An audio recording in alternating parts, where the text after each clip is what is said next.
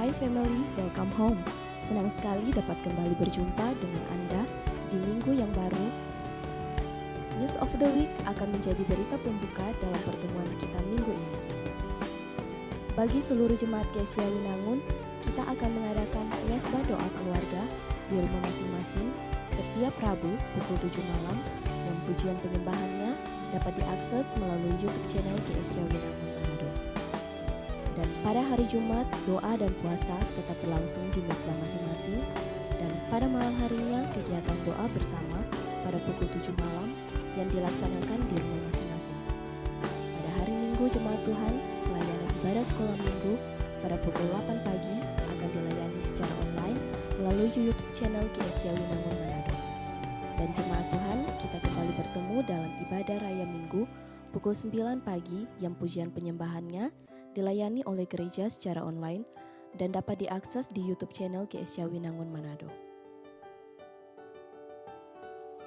Bagi generasi muda, malam harinya pukul 6 sore, ibadah Youth Young Generation akan dilayani secara online dan teman-teman dapat mengaksesnya melalui YouTube channel GSIA Winangun Manado dan IGTV GSIA Winangun.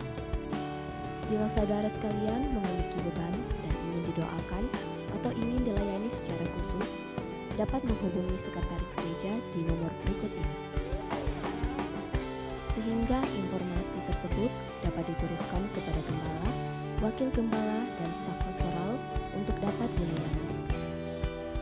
Dan jemaat sekalian, untuk pemberian persembahan, baik itu kas gereja, Natal, dan kas khusus dan perpuluhan, bisa diberikan dengan dua cara. Yang pertama, dapat diberikan secara langsung kepada bendahara, dan yang kedua, melalui metode transfer di rekening gereja, di rekening yang sudah tertera. Dan bagi jemaat yang menggunakan metode ini, untuk dapat memberikan konfirmasi kepada bendahara atau sekretaris gereja agar persembahan yang diberikan dapat dibukukan. Sekian untuk news edisi minggu ini. Selamat beribadah dan selamat menikmati berkat Tuhan. Tuhan Yesus memberkati.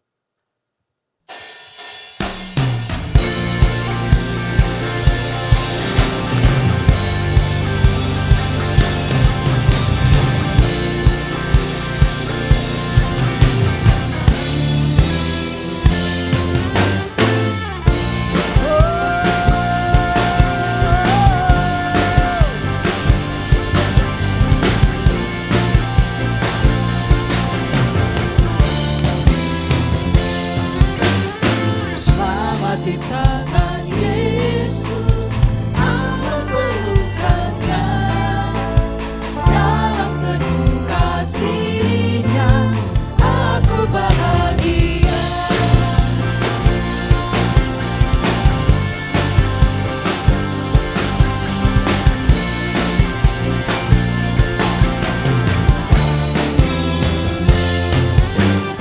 Selamat di tangan Yesus,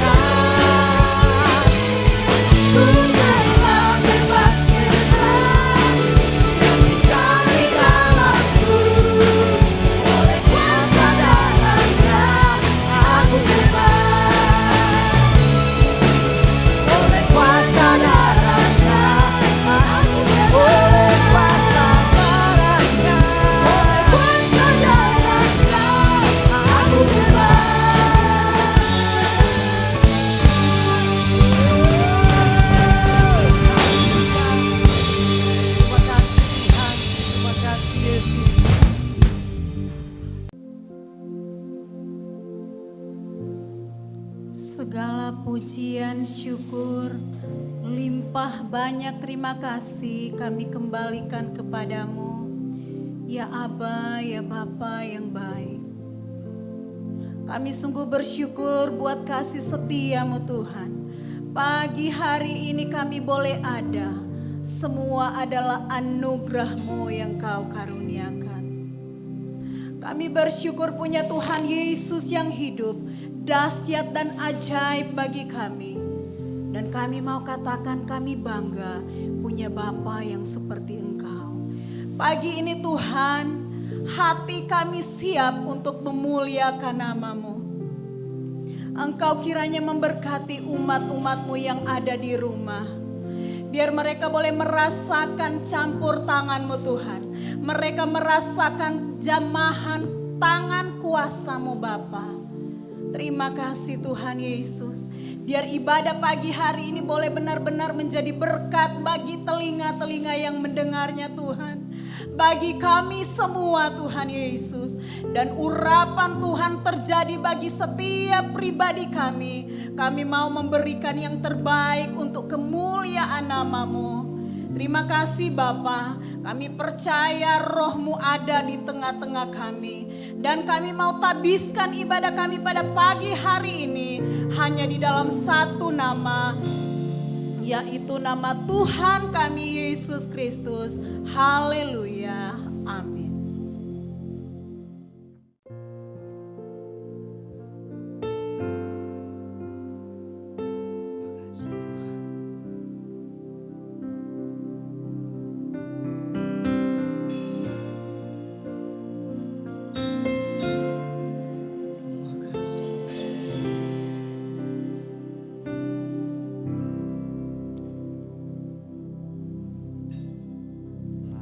Kuasa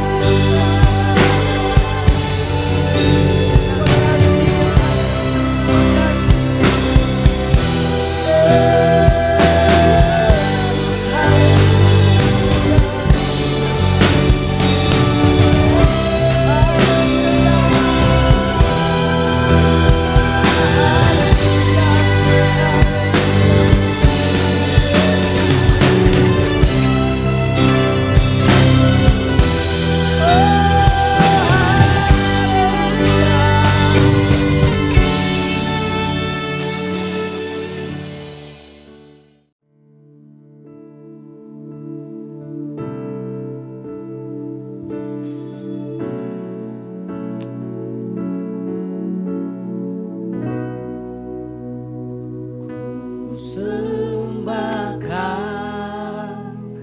ya Allahku, ku tinggikan namamu selalu,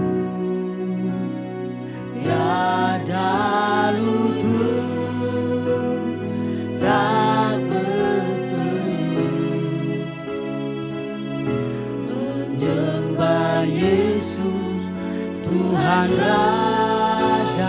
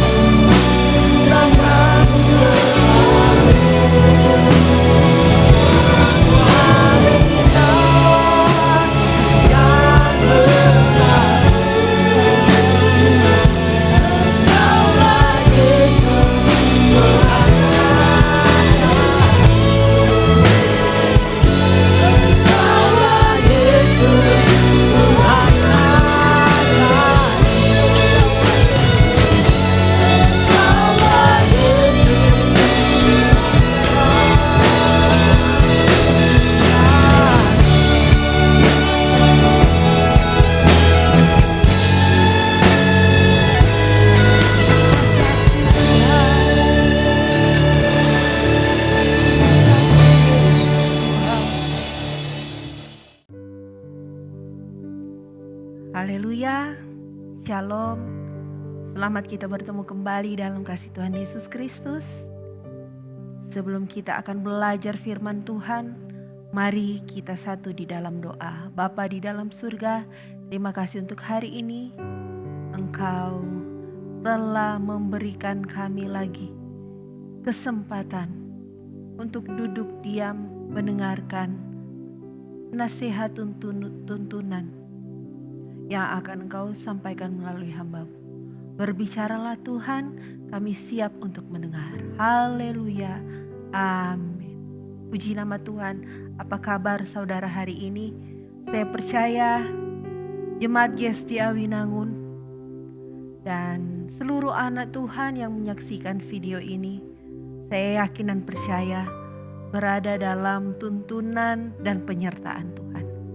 Pagi hari ini kita akan belajar mengenai firman Tuhan, dan mari kita buka dan baca di dalam Lukas 11 ayat 5 sampai dengan ayat yang 13, lalu Lukas 18 ayat 1 sampai dengan ayatnya yang ke-8. Lukas 11 ayat 5 sampai 13 dan Lukas 18 ayat 1 sampai 8. Saya akan membacakan untuk saudara.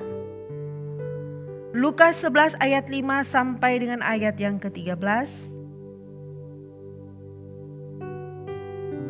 Lalu katanya kepada mereka, "Jika seorang di antara kamu pada tengah malam pergi ke rumah seorang sahabatnya dan berkata kepadanya, 'Saudara, pinjamkanlah kepadaku 3 roti, sebab seorang sahabatku yang sedang berada dalam perjalanan singgah ke rumahku, dan aku tidak mempunyai apa-apa untuk dihidangkan kepadanya. Masakan ia yang di dalam rumah itu akan menjawab, "Jangan mengganggu aku. Pintu sudah tertutup dan aku serta anak-anakku sudah tidur. Aku tidak dapat bangun dan memberikannya kepada saudara. Aku berkata kepadamu, sekalipun ia tidak mau bangun dan memberikannya kepadanya karena orang itu adalah sahabatnya, namun karena sikapnya yang tidak tahu malu itu, ia akan bangun juga dan memberikan kepadanya apa yang diperlukannya. Oleh karena itu aku berkata kepadamu, mintalah, maka akan diberikan kepadamu. Carilah, maka kamu akan mendapat. Ketoklah, maka pintu akan dibukakan bagimu. Karena setiap orang yang meminta menerima, dan setiap orang yang mencari mendapat, dan setiap orang yang mengetok baginya pintu dibukakan. Bapa manakah di antara kamu, jika anaknya minta ikan daripadanya, akan memberikan ular kepada anaknya itu ganti ikan? Atau jika ia minta telur, akan memberikan kepadanya kalajengking?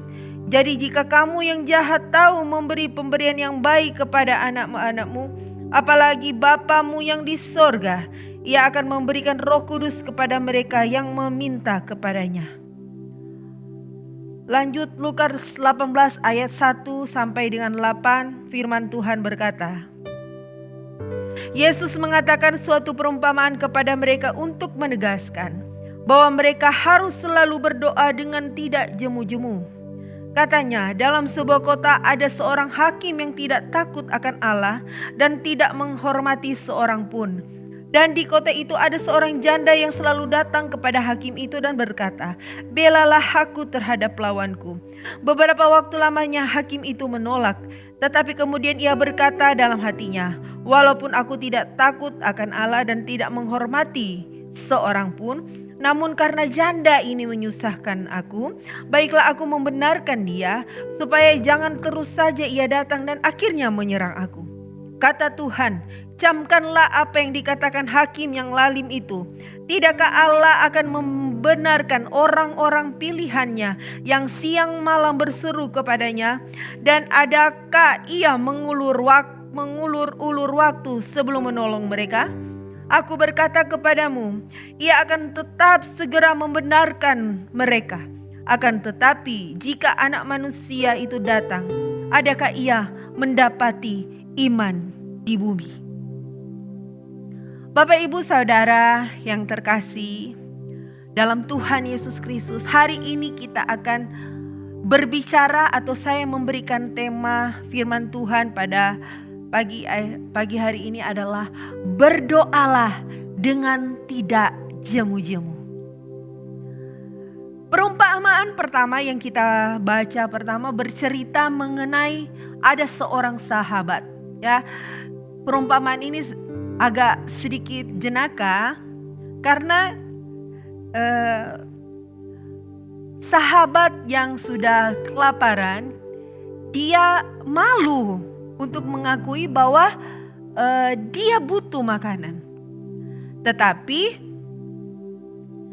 dia mencari-cari alasan untuk meminta makanan kepada tetangganya, sahabatnya, supaya diberikan makanan. Tapi dia beralasan ada orang yang datang ke rumahnya, tapi dia tidak memiliki apa-apa untuk menjamu tamu tersebut. Makanya dia mengetuk pintu tetangganya atau sahabatnya. Pada waktu dia mengetuk pintu, dikatakan di sini tetangga tersebut sudah tidur. Bapak Ibu tahu pada waktu zaman dahulu, satu keluarga biasanya tidur satu ruangan.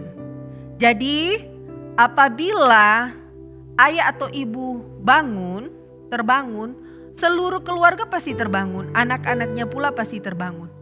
Itulah yang menyebabkan si sahabat ini enggan untuk berdiri, enggan untuk bangun, untuk membukakan pintu pada sahabat yang mengetuk di pintu. Tapi sahabat yang mengetuk di pintu terus-menerus mengetuk pintu sampai tidak tahu malu. Dan pada akhirnya si tetangga ini yang diketuk terus pintu rumahnya, akhirnya membukakan pintu dan memberikan apapun yang orang itu kehendaki, orang itu inginkan. Karena dia ingin cepat-cepat segera beristirahat, kembali lagi untuk tidur. Dia menganggap sahabat tetangga yang mengetuk pintu rumahnya itu sebagai gangguan. Supaya gangguan itu berhenti, akhirnya dia cepat-cepat buka meskipun dengan rasa malas, rasa enggan. Itu perumpamaan yang pertama. Perumpamaan yang kedua itu sedikit serius, tetapi happy ending. Perumpamaan yang kedua menceritakan seorang hakim yang lalim, hakim yang tidak adil, hakim yang tidak takut dengan Tuhan. Dan dia selalu memutuskan satu perkara itu harus disuap terlebih dahulu. Ya, ada suatu saat ada seorang janda yang tidak memiliki uang untuk menyuap dia. Dia datang kepada hakim itu untuk meminta pertolongan supaya hakim itu membela haknya. Tapi hakim itu tidak menghiraukan si janda ini. Nah, karena si janda ini tidak memiliki uang, apa yang dia lakukan supaya hakim ini mendengar dia? Dia terus menerus datang kepada hakim itu. Terus menerus dengan tidak jemu-jemu untuk meminta si hakim untuk membela haknya. Dan pada akhirnya si hakim ini karena dia sangat terganggu dengan gangguan dari janda tersebut, akhirnya dia membela hak dari janda itu. Akhirnya dia meloloskan permintaan dari wanita itu supaya dia tidak diganggu, tidak mendapat gangguan. Apa maksud dari Tuhan menyampaikan kedua perumpamaan tersebut di atas? Apakah Tuhan Allah kita menggambarkan diri sama seperti si sahabat yang cemberut ketika menolong orang lain, yang enggan untuk beringsut dari situasi nyamannya? Atau apakah Tuhan menggambarkan dirinya sebagai seorang hakim yang tidak adil? Apakah dia menggambarkan dirinya sebagai seseorang yang membela orang lain, hak orang lain harus dikejar-kejar, disuap terlebih dahulu? Apakah Tuhan menggambarkan seperti itu? Lukas 18 ayat 7-8. Tidakkah Allah akan membenarkan orang-orang pilihannya yang siang malam berseru kepadanya? Dan adakah ia mengulur-ngulur waktu sebelum menolong mereka? Aku berkata kepadamu, ia akan segera membenarkan mereka. Akan tetapi jika Anak Manusia itu datang, adakah ia mendapati iman di bumi? Yang Tuhan ingin sampaikan bahwa Dia tidak memiliki sifat seperti dua karakter perumpamaan yang disampaikan. Lukas 18 ayat 7-8. Dia menggambarkan dirinya, karakternya, bahwa dia akan bersegera menolong anak-anaknya yang berdoa dengan tidak jemu-jemu. Dia tidak akan pernah berlambat-lambat. jika mendengar anak-anaknya meminta pertolongan.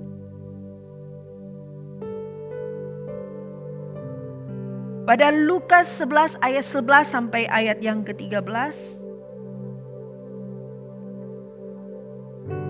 Bapa manakah di antara kamu, jika anaknya minta ikan daripadanya, akan memberikan ular kepada anaknya itu ganti ikan?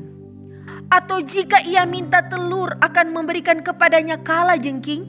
Jadi jika kamu yang jahat tahu memberi pemberian yang baik kepada anak-anakmu, apalagi Bapamu yang di sorga, ia akan memberikan Roh Kudus kepada mereka yang meminta kepadanya. Seorang hakim yang jahat saja, yang tidak takut akan Tuhan. Seorang hakim saja yang jahat, ketika seorang datang tidak jemu-jemu, pada akhirnya hakim itu akan luluh. Seorang yang jahat itu hatinya akan luluh. Lukas 11 ayat 11 sampai 13 tadi berkata, Dia akan memberikan yang terbaik buat anak-anaknya. Bahkan di Matius 7 ayat 11 berkata, jadi jika kamu yang jahat tahu memberi pemberian yang baik kepada anak-anakmu, apalagi Bapamu yang di sorga, ia akan memberikan yang baik kepada mereka yang meminta kepadanya. Ketika kita berdoa dengan tidak jemu-jemu, Bapa kita di sorga akan memberikan, akan bersegera menjawab doa kita dengan pemberian yang terbaik. Kuncinya adalah berdoalah dengan tidak jemu-jemu.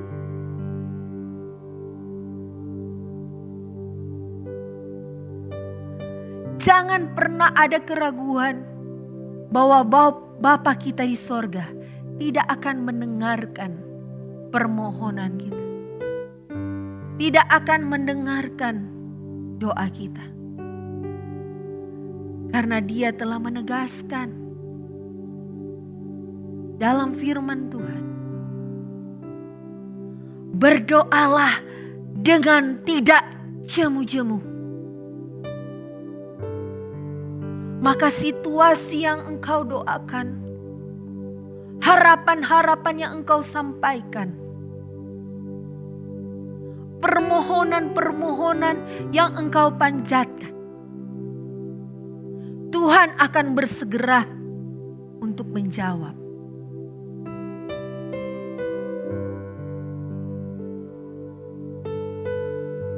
Mengapa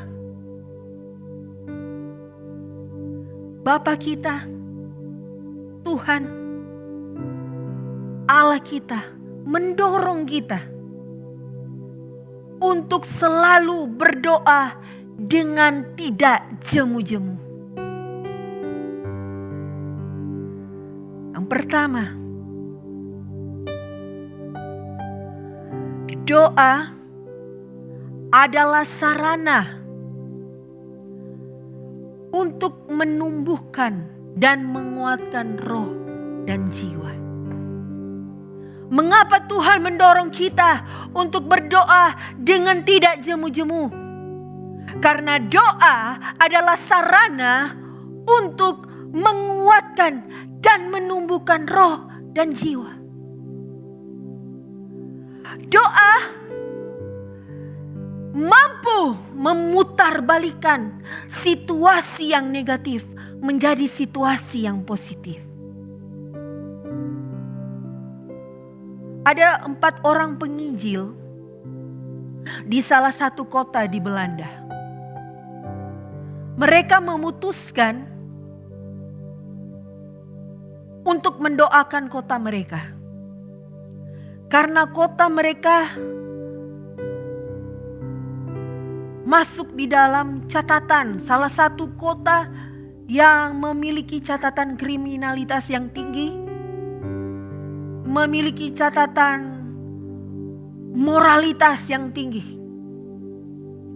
Banyak keluarga-keluarga yang tercerai-berai. Dan kota itu semrawut.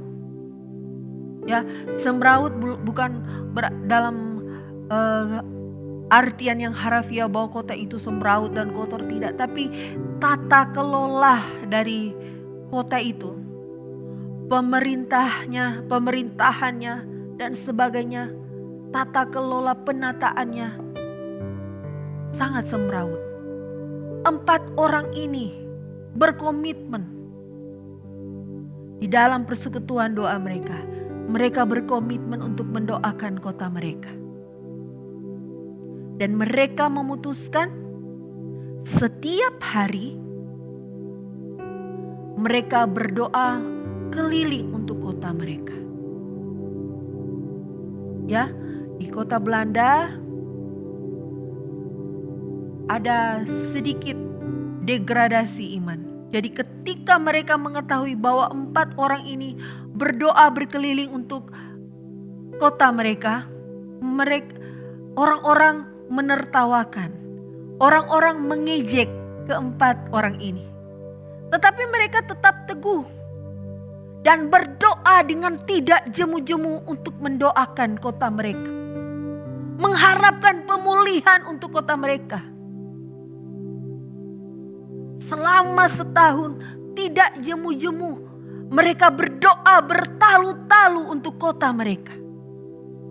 Dan saudara tahu, kriminalitas mulai menurun. Berita-berita mengenai perceraian, mengenai pil dan will,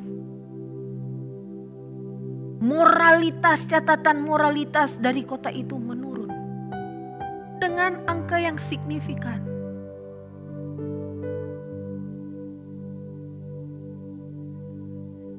Seiring berjalannya waktu,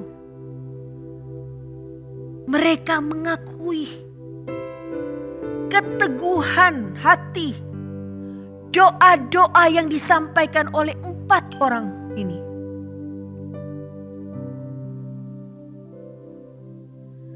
Mereka mengakui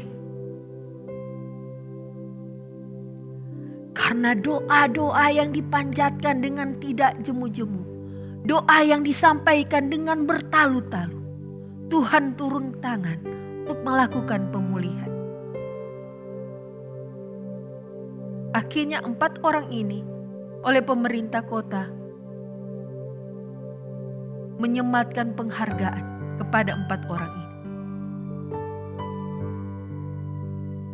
Jika kita ingin keluarga kita mengalami pemulihan, jika kita ingin kondisi saat ini dipulihkan oleh Tuhan, jika kita ingin bangsa dan negara kita dipulihkan, dilalukan dari segala hal-hal yang jahat, jika kita ingin kita segera keluar dari pandemi ini,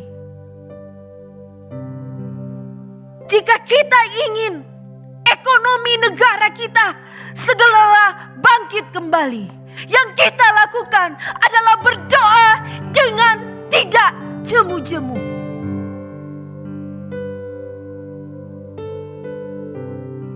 Ambil langkah. Justru pada waktu situasi sudah mulai menghimpit, doa yang disampaikan harus lebih kencang, lebih tidak jemu-jemu lagi, lebih bertalu-talu. Perumpamaan di atas menggambarkan orang yang jahat saja orang yang cemberut saja, orang yang bermuka masam saja tidak tahan untuk melakukan pertolongan kepada orang yang meminta dengan tidak jemu-jemu, apalagi Bapa kita yang di surga. Dia akan bersegera untuk turun tangan.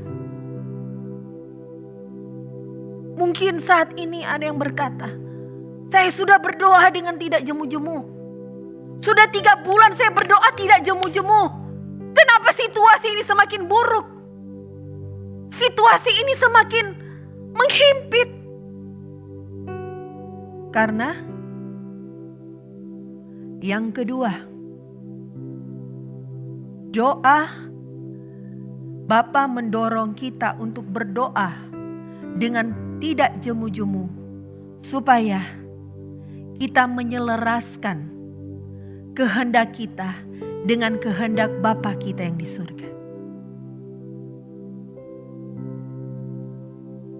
Tuhan Yesus selaraskan kehendaknya dengan Bapa di surga. Ketika dia berdoa di Taman Getsemani, sebelum dia akan menjalani misinya untuk disalibkan, dia berdoa terlebih dahulu kepada Bapa di surga. Tetapi pada akhir doanya, biarlah kehendak-Mu yang jadi, bukan kehendak-Ku yang jadi.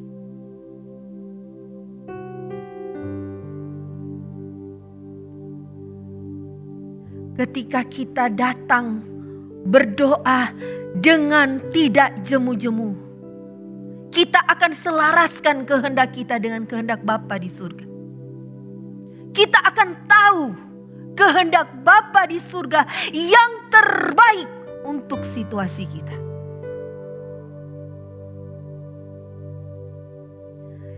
Jangan pernah kecewa ketika Tuhan masih delay jawaban untuk doamu.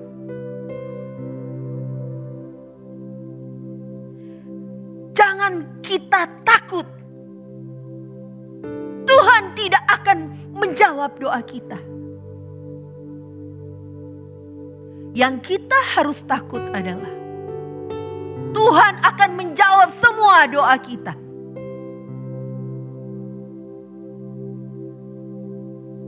Jika Tuhan menjawab seluruh doa kita, ini akan membuat keputusan kita yang terbatas dan bisa salah menggantikan keputusan Tuhan yang tidak pernah keliru. Amin, saudara. Saya ulangi lagi. Jangan pernah takut bahwa doa kita tidak akan didengar dan dijawab oleh Tuhan. Yang kita harus takut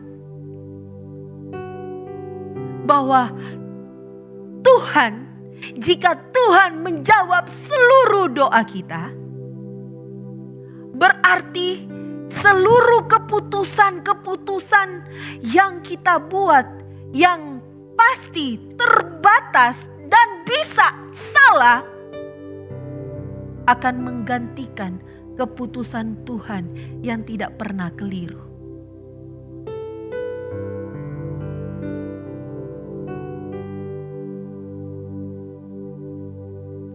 Saya bersyukur Tuhan tidak menjawab doa-doa saya waktu saya masih muda.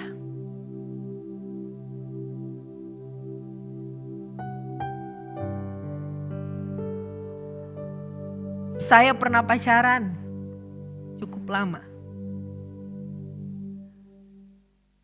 Dan ada pada satu saat saya berdoa kepada Tuhan untuk meminta jodoh si A. Tetapi Tuhan tidak jawab. Pada waktu itu Saya sedikit kecewa kenapa Tuhan menjawab dengan cara yang berbeda. Cara yang lain. Akhirnya saya bisa mengerti. Untung saja dia tidak jawab doa saya yang waktu lalu. Begini saya sudah menikah dengan orang yang salah. Tuhan memberikan suami yang terbaik buat saya. Dengan anak yang begitu menyenangkan. Pilihan Tuhan tidak pernah salah. Dia menjadi partner saya terbaik di pekerjaan maupun di pelayanan. Sangat mensupport saya.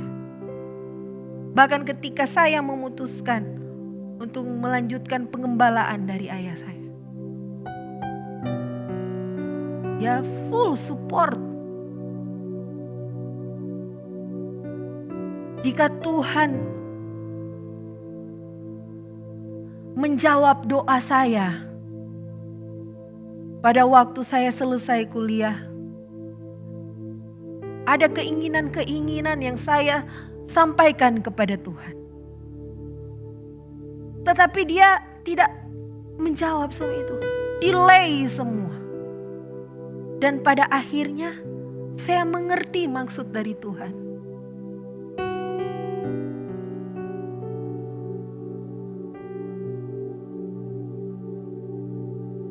Dia ingin saya menjadi seorang entrepreneur. Dia menjadikan saya di situasi yang menurut saya adalah yang terbaik. Saya bisa menjalani pekerjaan profesi saya sebagai arsitek dan sebagai gembala sidang. Tuhan mengkondisikan sedemikian rupa dengan situasi yang terbaik. Dengan situasi yang tepat. Tuhan memberikan orang-orang yang terbaik. Yang mendukung. Yang sangat mensupport. Dan itu ada di dalam kedaulatannya Tuhan.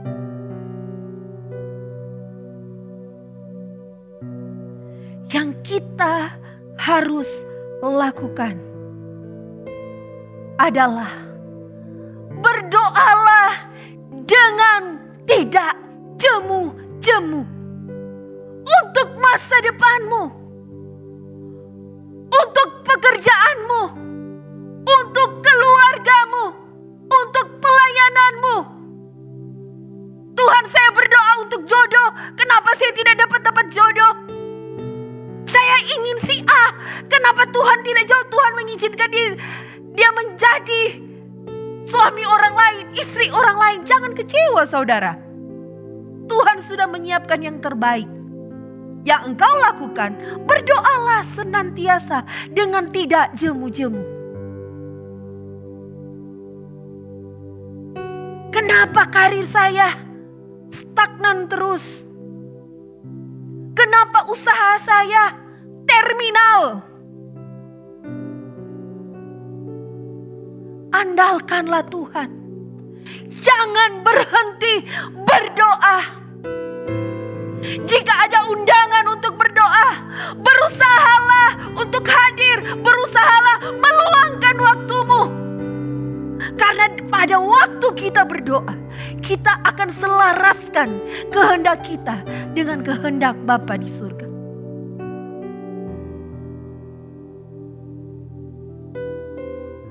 Saya percaya saudara, situasi yang Tuhan izinkan saat ini, supaya kita lebih dekat lagi dengan Tuhan. Setiap hari Minggu, yang saya lihat di feed media sosial adalah ibadah-ibadah live streaming. Ada banyak, setiap buka feed penuh dengan khotbah-khotbah penuh pengharapan. setiap hari Minggu. Bahkan hampir setiap hari saya melihat banyak orang post video-video doa, video-video ibadah online. Dan itu tidak didapatkan pada waktu sebelum situasi ini terjadi. Segala sesuatu yang Tuhan izinkan terjadi, itu mendatangkan kebaikan untuk kita. Amin, saudara. Yang ketiga, kenapa Tuhan mendorong kita untuk berdoa dengan tidak jemu-jemu? Karena doa adalah senjata terampuh di muka bumi ini. Saudara masih ingat cerita mengenai Yosua ketika dia akan membawa bangsa Israel masuk ke tanah Kanaan? Dia berperang dengan bangsa-bangsa, raja-raja di sekeliling tanah Kanaan. Pasukannya sedikit, yang dia hadapi besar. Yang dia lakukan adalah dia berdoa kepada Tuhan. Yang Tuhan lakukan adalah Tuhan menghentikan matahari. Tuhan mengeringkan sungai Yordan. Tuhan mengirimkan panglimanya, malaikatnya untuk datang membantu Yosua. Dan dia memenangkan pertempuran dengan gilang gemilang.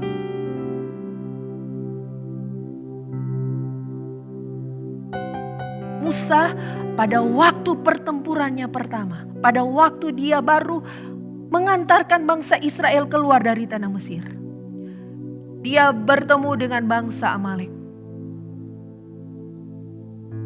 Dia menyuruh Yosua untuk bertempur. Dan dia naik ke bukit. Yang dia lakukan adalah dia berdoa kepada Tuhan. Dia mengangkat kedua belah tangannya. Dan satu hari itu bangsa Israel mendapat kemenangan yang gilang gemilang. Waktu Musa sudah mulai capek, tangannya turun, bangsa Israel kalah. Akhirnya Harun menopang tangannya untuk terus ke atas.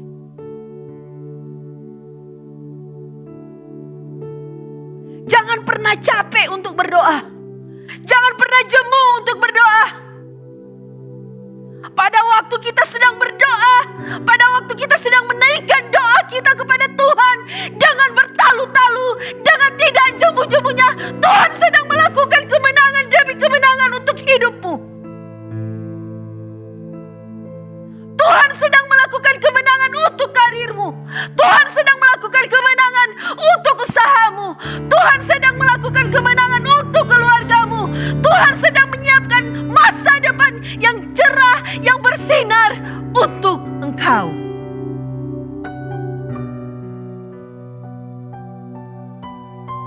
Ada proses yang Tuhan lakukan.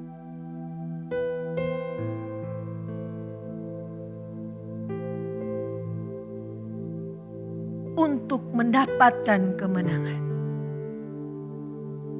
Berdoalah dengan tidak jemu-jemu. Untuk mendapatkan pemulihan, berdoalah dengan tidak jemu-jemu. Bagaimana kita bisa sampai pada pencapaian-pencapaian tersebut di atas? Berdoalah dengan kejernihan motif dan hasrat kita. Rasul Paulus di 2 Korintus 12 ayat 7-9. Dia berkata,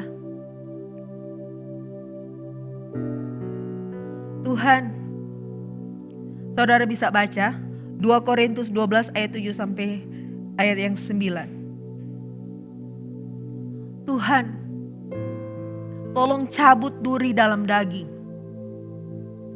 Karena duri dalam daging ini sangat mengganggu pelayanan saya, Tuhan. Ya, Rasul Paulus oleh beberapa tafsiran berkata bahwa Rasul Paulus menderita penyakit. Malah ada yang bilang penyakit ayan. Ya, Rasul Paulus berkata ini seperti duri dalam daging. Sangat mengganggu pelayanannya. Tetapi Tuhan berkata, cukuplah kasih karuniaku kepadamu. Karena dalam kelemahanmu lah kuasa Tuhan menjadi sempurna.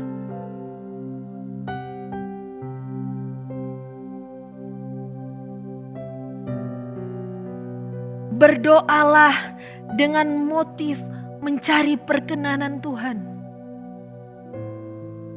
Bukan datang berdoa hanya untuk meminta berkat. Bukan datang hanya untuk meminta jodoh.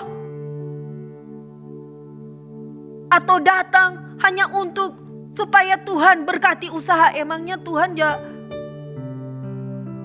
ada apa ya namanya? Usaha minta penglaris.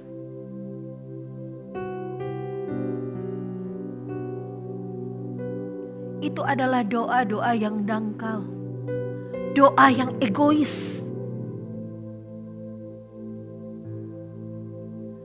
Berdoalah untuk jiwa-jiwa yang terhilang. Bagaimana engkau rindu untuk membawa jiwa-jiwa yang terhilang untuk Tuhan. Berdoalah untuk bangsa dan negaramu. Bagaimana bangsa dan negaramu bisa hidup di dalam perkenanan Tuhan. Berdoalah yang terbaik untuk keluargamu. Berdoalah yang terbaik untuk teman-teman seimanmu yang sudah mulai luntur, sudah mulai kendor.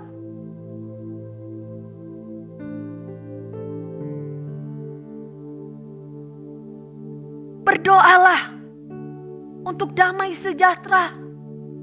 Berdoalah untuk keadilan. Berdoalah untuk kebaikan untuk semua orang.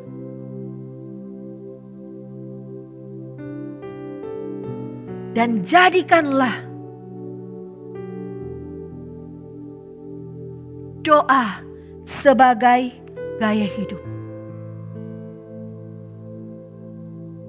Tuhan pasti akan memberikan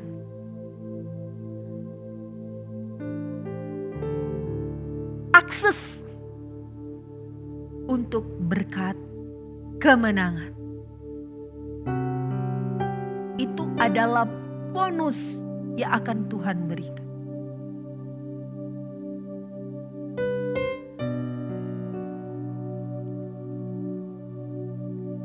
Tuhan pasti akan bekerja. Tuhan pasti akan menjawab keadaan-keadaan yang engkau doakan. Yang Yesus minta, yang Tuhan inginkan adalah terus meminta. Firman Tuhan berkata, siapa yang mengetuk, dia akan dibukakan. Siapa yang meminta, kepada dia akan diberikan. Teruslah untuk meminta, teruslah untuk mencari, teruslah untuk mengetuk, teruslah untuk tidak menyerah.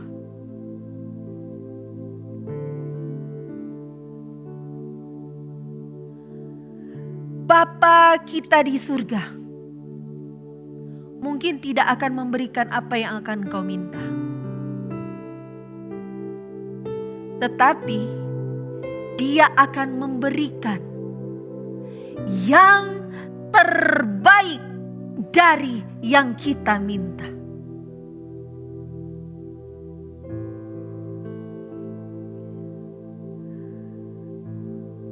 Bapak Ibu yang terkasih, apapun pencobaan yang sedang kita alami, apapun kesusahan yang sedang kita jalani, Tuhan tidak pernah berjanji bahwa langit akan selalu cerah, bahwa tidak akan pernah turun hujan, bahwa selalu akan ada bunga-bunga yang indah di sepanjang musim. Tuhan tidak pernah berjanji bahwa engkau akan selalu sehat. Tuhan tidak pernah berjanji bahwa engkau akan selalu dapat untung. Engkau selalu akan penuh dengan berkat yang berkelimpahan. Tidak. Bahkan Tuhan, di firman Tuhan berkata, ada waktunya menanam, ada waktunya menuai, ada waktunya mendapat untung, ada waktunya mendapat rugi. Tuhan sudah atur siklus kehidupan kita sedemikian rupa, supaya iman kita selalu kuat.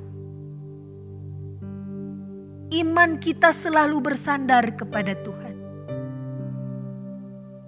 Kita akan selalu memohon, berdoa dengan tidak jemu-jemu kepada Tuhan. Yang Tuhan janjikan,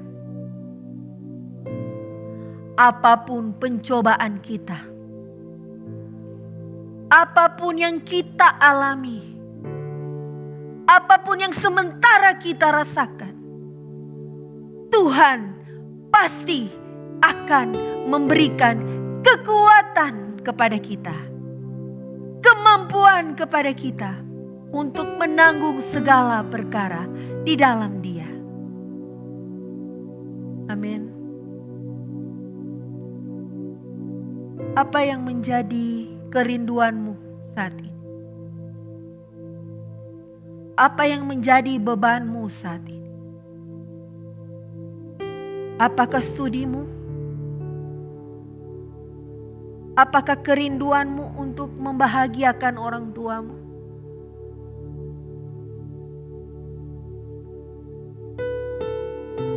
Atau sekarang dalam situasi yang terhimpit, dikarenakan ada situasi yang secara global menyerang dunia, sehingga tidak ada gerakan leluasa untuk melakukan bisnis, melakukan usaha. Semua serba terbatas. Jika engkau di dalam Tuhan,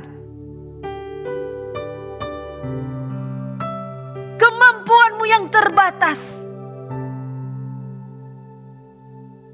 akan selalu di-upgrade oleh Tuhan. Bahkan apa yang kau tidak pikirkan, yang tidak pernah engkau bayangkan, akan diberikan Tuhan untukmu. Bahkan pada waktu dunia bilang, tidak mungkin engkau akan dapat, Tuhan bilang, mungkin. Dan engkau akan dibuat Tuhan terpesona dengan segala yang Tuhan akan berikan kepadamu. Asalkan kita berdoa dengan tidak jemu-jemu. Tujuan doa bukanlah supaya Tuhan melakukan apa yang kita kehendaki. Tujuan kita berdoa dengan tidak jemu-jemu, supaya kehendak Tuhan terjadi melalui kita. Amin, firman Tuhan. Haleluya.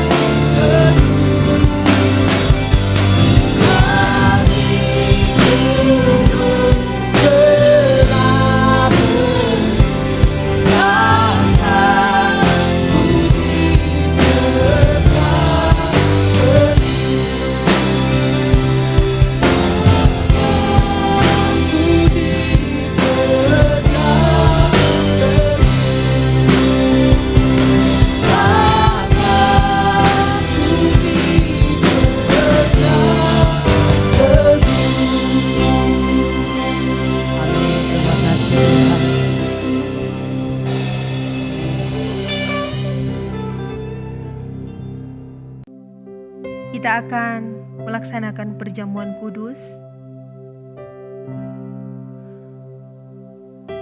Roti atau hosti dan anggur atau minuman sirup silakan disiapkan, tapi sebelum itu mari kita baca di dalam 1 Korintus 11 ayat 23 sampai ayat yang ke-30. Sebab apa yang telah kuteruskan kepadamu telah aku terima dari Tuhan, yaitu bahwa Tuhan Yesus pada malam waktu ia diserahkan, mengambil roti dan sesudah itu ia mengucap syukur atasnya. Ia memecah-mecahkannya dan berkata, "Inilah tubuhku yang diserahkan bagi kamu, perbuatlah ini menjadi peringatan akan aku." Demikian juga ia mengambil cawan. Sesudah makan ia lalu berkata, "Cawan ini adalah perjanjian baru yang dimeteraikan oleh darahku. Perbuatlah ini setiap kali kamu meminumnya menjadi peringatan akan aku. Sebab setiap kali kamu makan roti ini dan minum cawan ini, kamu memberitakan kematian Tuhan sampai ia datang. Jadi barang siapa dengan cara yang tidak layak makan roti atau minum cawan Tuhan, ia berdosa terhadap tubuh dan darah Tuhan. Karena itu hendaklah tiap-tiap orang menguji dirinya sendiri, dan baru sesudah itu ia makan roti dan minum dari cawan itu. Karena barang siapa makan minum tanpa mengakui tubuh Tuhan, ia mendatangkan hukuman atas dirinya. Sebab itu banyak di antara kamu yang lemah dan sakit, dan tidak sedikit yang meninggal."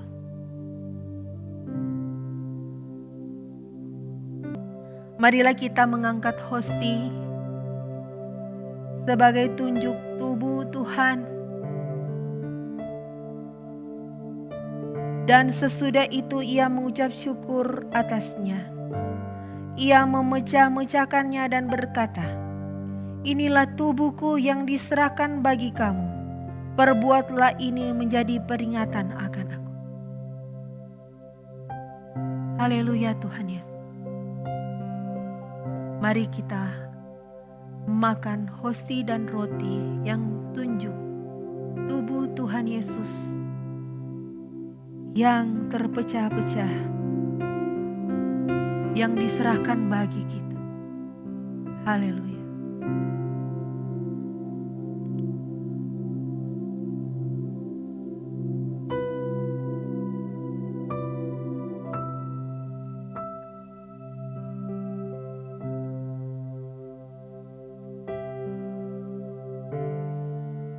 Amin. Marilah kita mengangkat cawan, anggur atau sirup yang disimbolkan sebagai darah Tuhan Yesus Kristus yang tercurah di kayu salib untuk melakukan misi penyelamatan bagi kita. Haleluya. Demikian juga ia mengambil cawan. Sesudah memakan, ia lalu berkata, "Cawan ini adalah perjanjian baru yang dimeteraikan oleh darahku. Perbuatlah ini setiap kali kamu meminumnya, menjadi peringatan akan aku." Mari kita minum. Haleluya.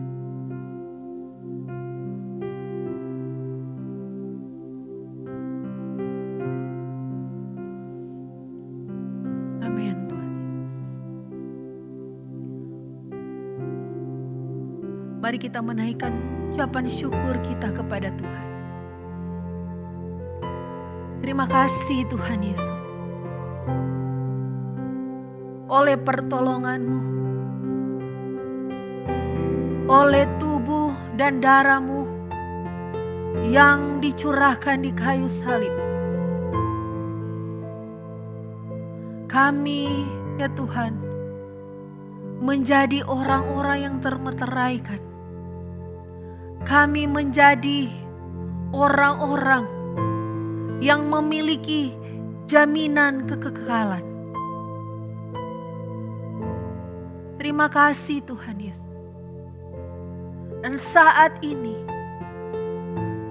kami mengucap syukur akan hal itu. Dan kami berdoa dengan tidak jemu-jemunya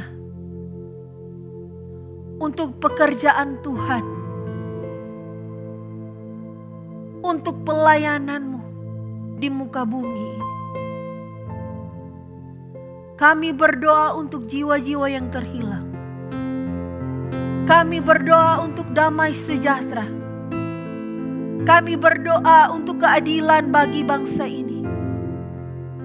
Kami berdoa untuk pemulihan bagi bangsa dan negara kami, bagi kota kami, bagi daerah kami, bagi keluarga kami, bagi gereja kami. Kiranya Tuhan,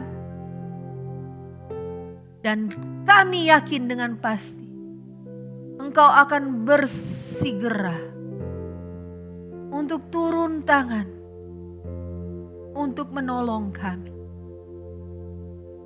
Terima kasih dan terpujilah nama-Mu. Marilah kita mengangkat kedua belah tangan kita dan menerima berkat yang utuh dan sempurna, yang berasal dari Bapa segala terang.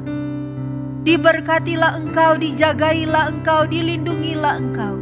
Keluar masukmu, duduk berdirinya engkau. Apapun yang engkau kerjakan, usaha yang baik, Tuhan buat berhasil serta beruntung.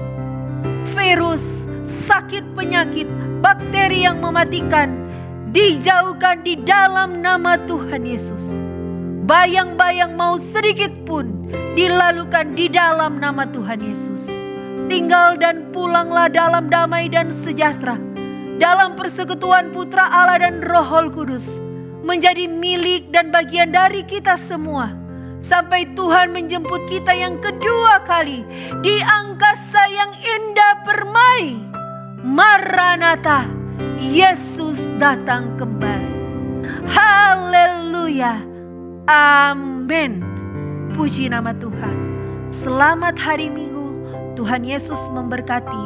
Berdoalah dengan tidak jemu-jemu. Amin.